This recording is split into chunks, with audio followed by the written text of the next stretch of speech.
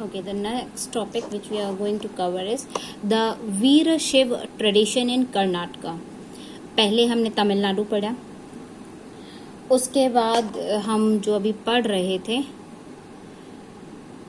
ये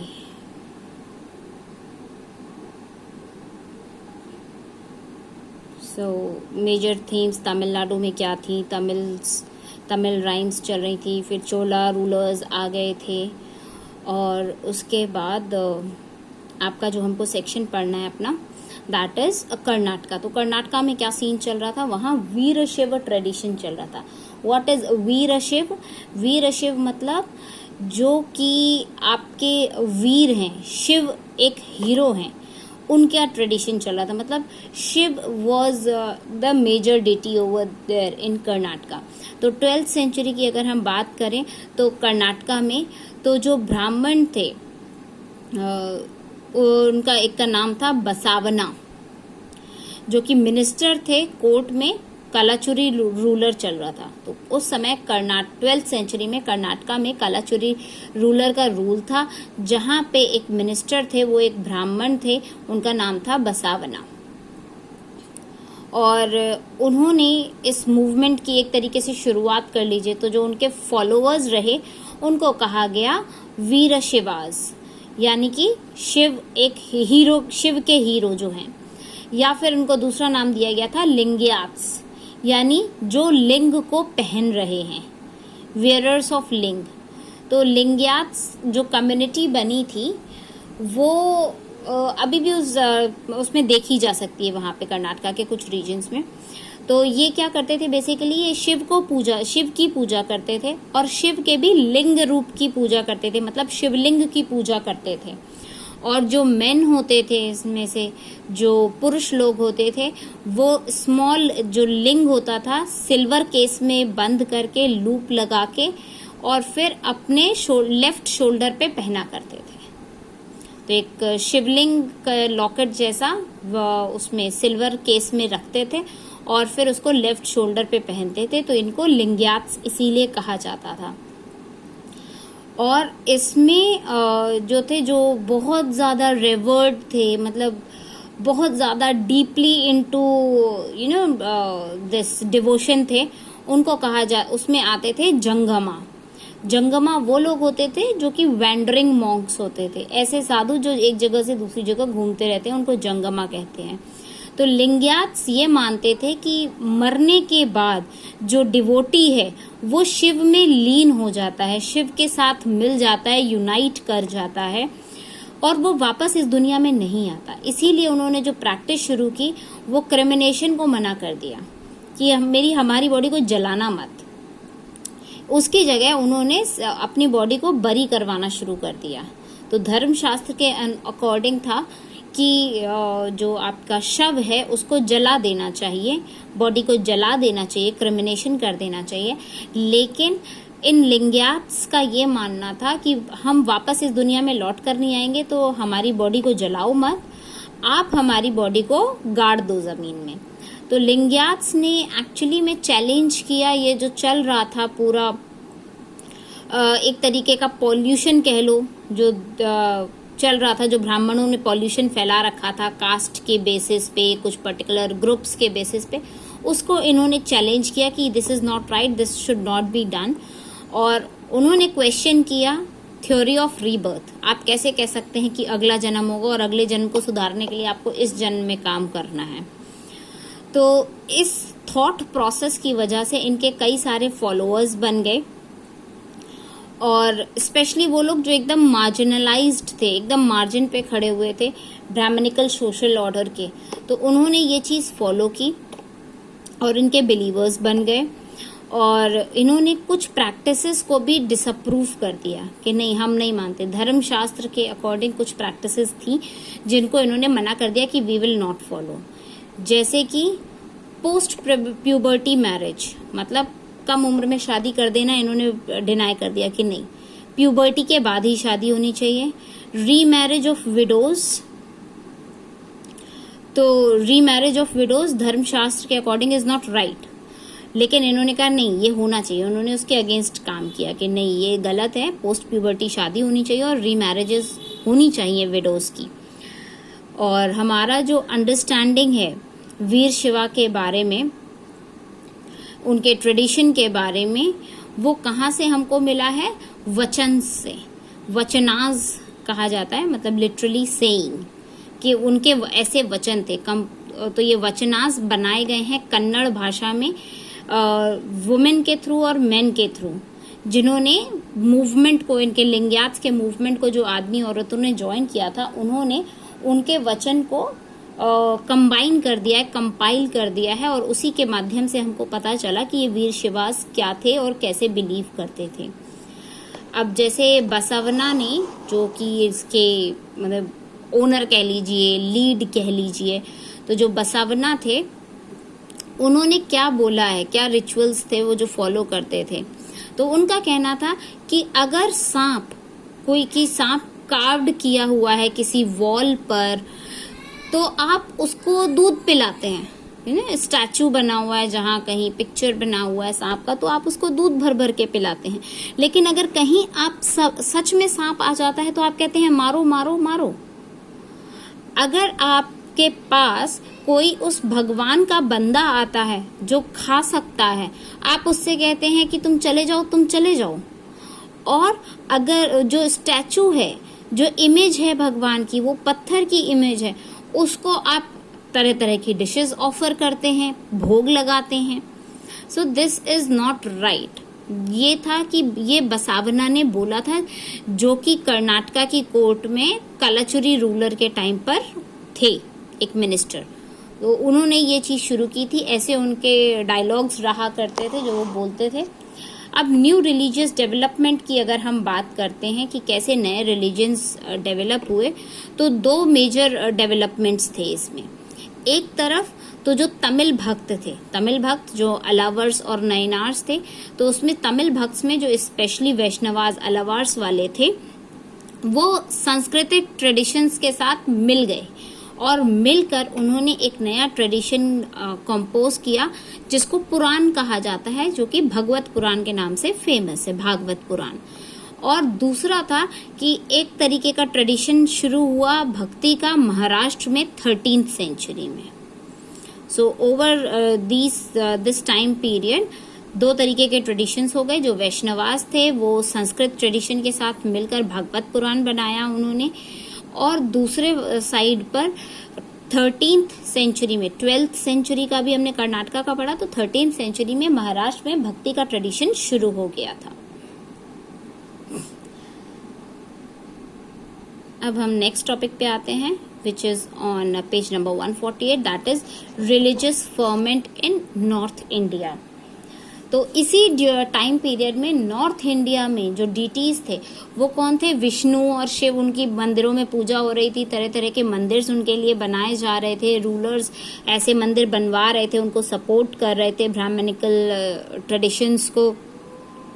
तो हिस्टोरियंस को ऐसा कोई एविडेंस नहीं मिला जो कि रिजेंबल करता हो अलवार्स या नायनार्स से।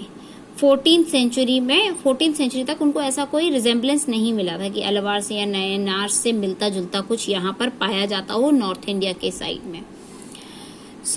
कुछ हिस्टोरियंस थे, उन्होंने पॉइंट आउट किया कि नॉर्थ इंडिया में इस पीरियड में राजपूत राज कर रहे थे, वो बहुत अच्छा निखर के सामने आ रहे थे, और इन्हीं में ब्राह्मण्स भी थे, और उन्होंने ब्राह्मण्स को अच्छी अच्छी पोजीशंस दे रखी थी, इम्पोर्टेंट पोजीशंस दी गई थी, जैसे जो यज्ञ हवन पूजा वगैरह होते थे, जो कई तरीके से रिचुअल्स फंक्शंस होते थे, तो उसमें ब्राह्मण्स वर इम्पोर्टेंट।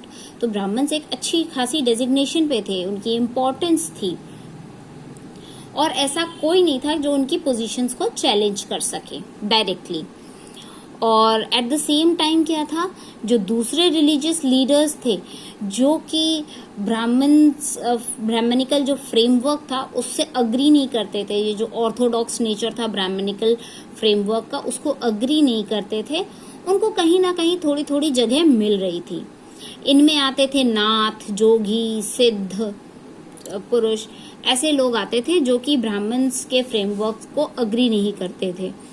और उनमें से कई सारे ऐसे थे जो कि ये जो नाथ जोगी सिद्धास बनते थे, तो they were not belonging to any particular caste और ग्रुप। तो इनमें से कुछ वीवर्स थे, कुछ आर्टिशियंस थे, और ये धीरे धीरे करके इम्पोर्टेंट होते चले जा रहे थे, क्योंकि ये जो अच्छा तरीके का क्राफ्ट प्रोडक्शन करते थे, तो इसलिए इनकी इम्पोर्टेंस बढ़ रही थी। और ऐसी प्रोडक्शन की डिमांड जैसे ही बढ़ी, तो नए अर्बन सेंटर्स जैसे जैसे बढ़े, वैसे वैसे इनकी डिमांड्स बढ़ने लग गई, और लॉन्ग डिस्टेंस ट्रेड भी शुरू हो गया सेंट्रल एशिया और वेस्ट एशिया में। कई सारे ऐसे नए रिलीजियस लीडर्स सामने आए और उन्होंने वेदों के ऊपर क्वेश्चन उठा दिया। ये जो नाथ जोगीज जैसे थे, क्योंकि ये आर्टिशियन ग्रुप से भी थे, इनकी इम्पोर्टेंस भी बढ़ रही थी, क्योंकि अर्बन सेंटर्स बन रहे थे, तो ये स्ट्रॉन्ग पोजीशन धीमे धीमे हासिल कर रहे थे। तो फिर इन्होंने वेदास पे क्वेश्चन उठाना शुरू कर दिया और अपने आप को अपनी लैंग्वेज में एक्सप्रेस करना शुरू कर दिया। साधारण लोग जो कॉमन पीपल थे, उनके सामने ये नॉर्मल उनकी लैंग्वेज में बात किया करते थे और अपनी भावनाएं बताया करते थे कि why is this, why the Brahmins are doing this, why Vedas say this, और हमें वेदास क्यों फॉलो करें। ऐसे उन्होंने क्वेश्चंस उठाना शुरू कर दिया, जो कि धीमे धीमे ओवर द सेंचुरीज बढ़ते चले गए क्वेश्चंस, और उन पे क्वेश्चन लगता चला गया। लेकिन उनकी पॉपुलैरिटी के बाद भी ये जो रिलीजियस लीडर्स थे, इनको कोई पर्टिकुलर पोजीशन नहीं मिली।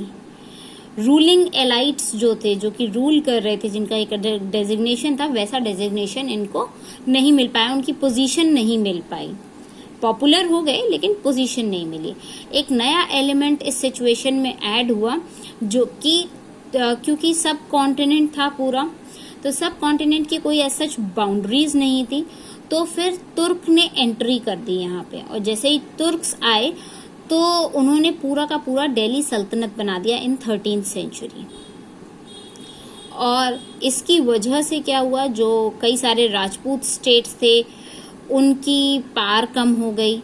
तो ब्राह्मण्स जो उनसे एसोसिएटेड थे किंगडम से, उनकी भी पावर कम हो गई। ऑब्वियसली जब रूलर की पावर कम हो गई तो ब्राह्मण्स की पावर क्या रह जानी थी, तो ब्राह्मण्स की पावर कम हुई। और इसके साथ साथ क्या हुआ, जो उनके रेल्म थे, उनका कल्चर था, रिलीजन था, उसमें धीमे धीमे चेंजेस आने लगा, क्योंकि दिल्ली सल्तनत बन रही थी। जो दिल्ली सल्तनत और तुर्क्स के साथ जो आए थे, इनकमिंग हुई थी, दैट वर सूफीज, जो कि एक सिग्निफिकेंट पार्ट था इन डेवलपमेंट्स का। तो सूफीज की एंट्री हो गई थी यहाँ पर।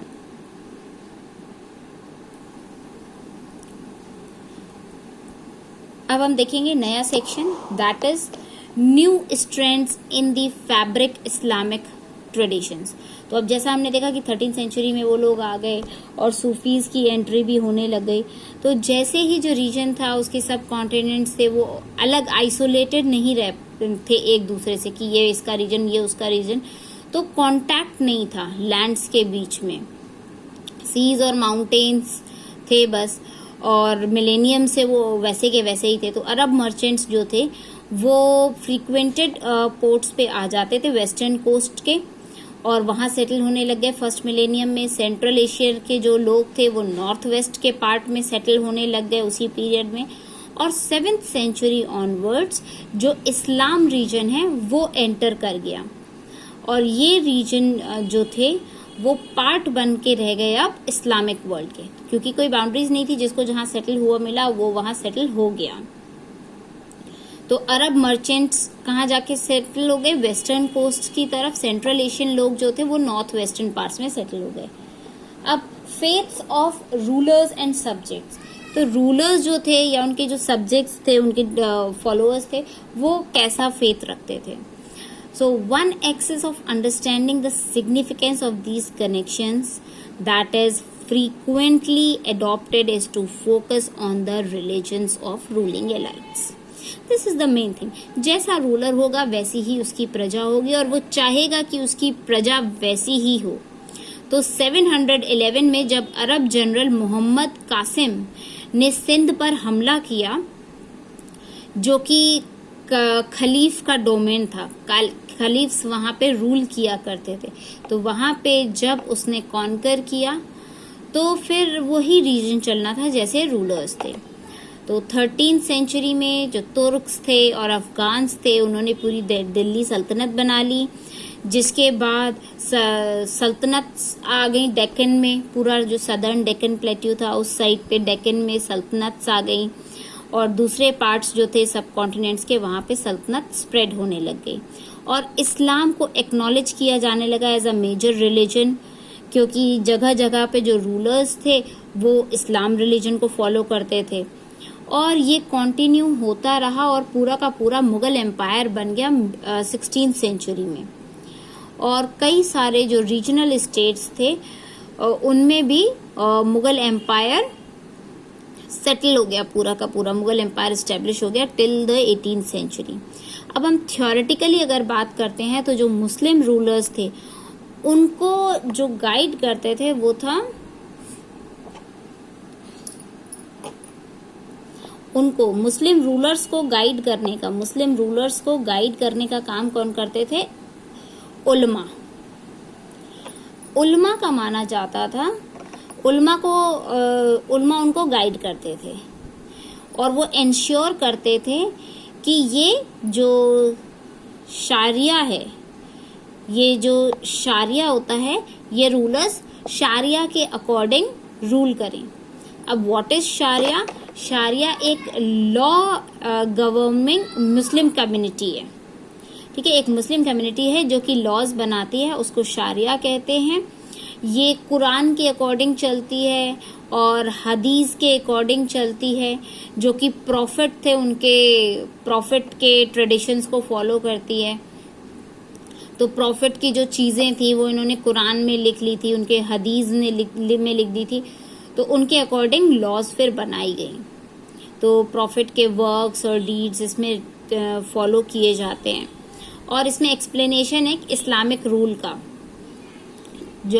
और जैसे जैसे इस्लामिक रूल अरब के बाहर स्प्रेड हुआ, क्योंकि वीनू मक्का मदीना से, वहां से प्रॉफिट मोहम्मद शुरू हुआ था, तो वहां से जब इस्लाम धीमे धीमे करके फैलना शुरू हुआ, उसके कस्टम्स, उसके ट्रेडिशंस वो डिफरेंट थे, तो कियास बनने लगे, इजमा बन गया, और दो अदर सोर्सेज बने लेजिस्लेशन के, किया और इजमा। ये हम पहले पढ़ चुके हैं लास्ट ईयर कि कियास बने थे, इजमास बने थे, किसमें कौन सा केस डिस्कस होगा।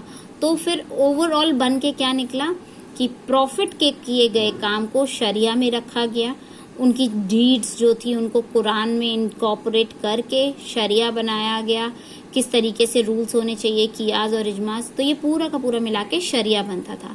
तो उलमास की रिस्पॉन्सिबिलिटी थी कि जितने मुस्लिम रूलर्स हैं वो रूल जो कर रहे हैं वो शरिया के अकॉर्डिंग करें, मतलब ये जो लॉ गवर्निंग मुस्लिम कम्युनिटी है उसके अकॉर्डिंग रूल करें। तो क्लियर था कि सिचुएशन बहुत ज्यादा कॉम्प्लिकेटेड थी सब कॉन्टिनेंट्स में, क्योंकि यहाँ की जो पॉपुलेशन थी वो इस्लाम को नहीं मानती थी। तो जो इस्लाम को नहीं मानती है वो शरिया कैसे फॉलो कर लेगी।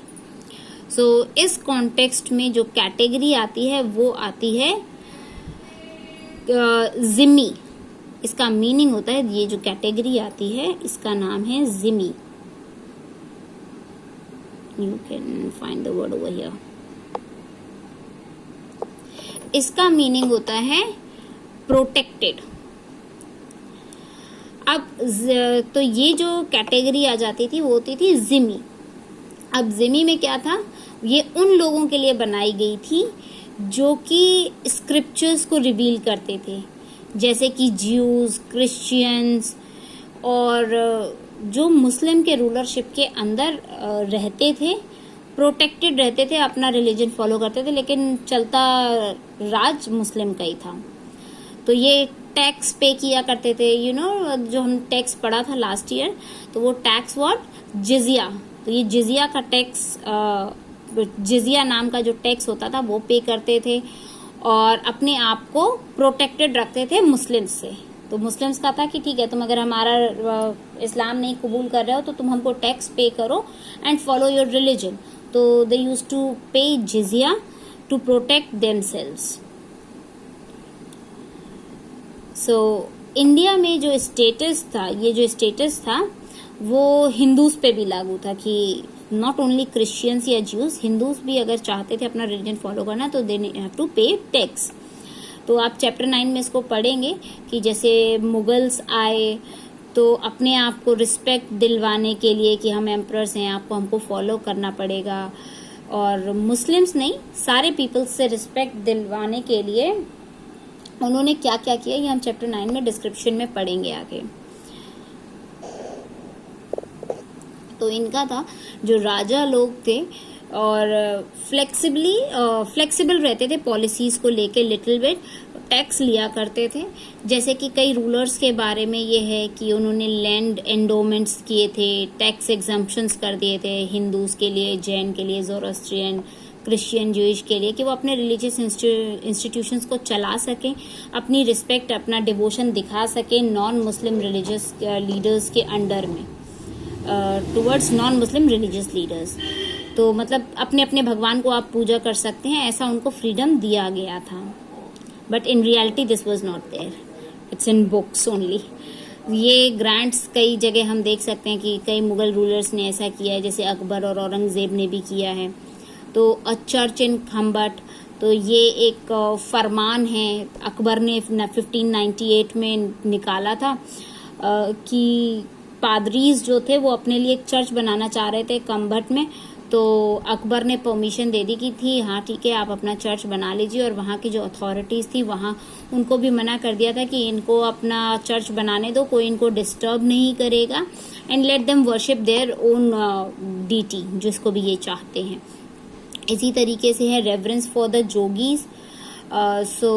ये औरंगजेब का लेटर है जो कि इसने एक जोगी को लिखा था, शिव मूरत गुरु आनंदनाथ जियो को लिखा था, और इन्होंने 25 रुपए भिजवाए थे कि आप अपना खुश रहिए और अच्छे से रहिए, हम भेंट कर रहे हैं 25 रुपए, एक्सेप्ट इट, और अगर आगे कुछ ऐसा लगे जिसमें हम कंट्रीब्यूट कर सकते हैं तो then do let us know, so we would love to do it. ठीक है, so that's all for this one.